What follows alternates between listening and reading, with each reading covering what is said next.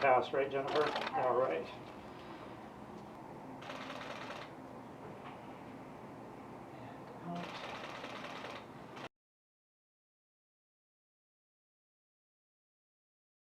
Well, they're phase 1 studies, but it's a good first step.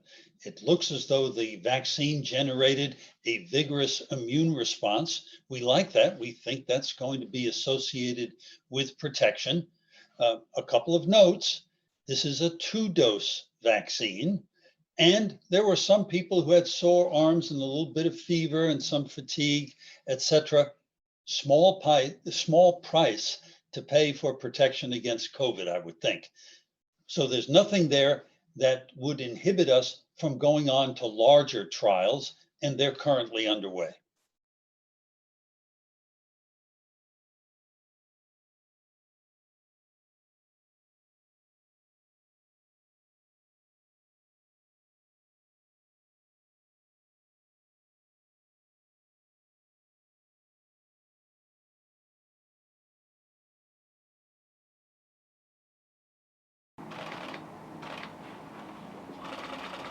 It's a careful, stepwise way of doing it.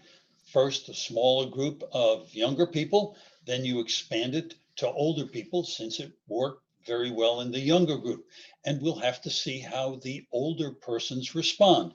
We know that they generally don't respond as well as younger people to vaccines. So this is something we'll look at very carefully. It's probably one of the reasons this is a 2-dose vaccine, because we clearly want to protect older people and people who are frail with chronic underlying illnesses.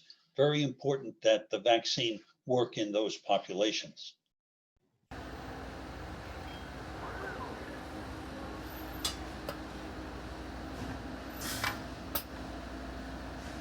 And we know these are new technology vaccines against a new virus in humans. We need to be very careful about that and look at vaccine safety very carefully. That information comes out of the large, we call them phase 3 trials. Those are the ones that are currently underway.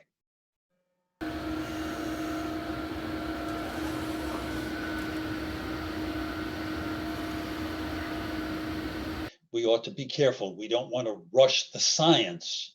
And we all know that developing vaccines is a difficult process. It's not always a straight line.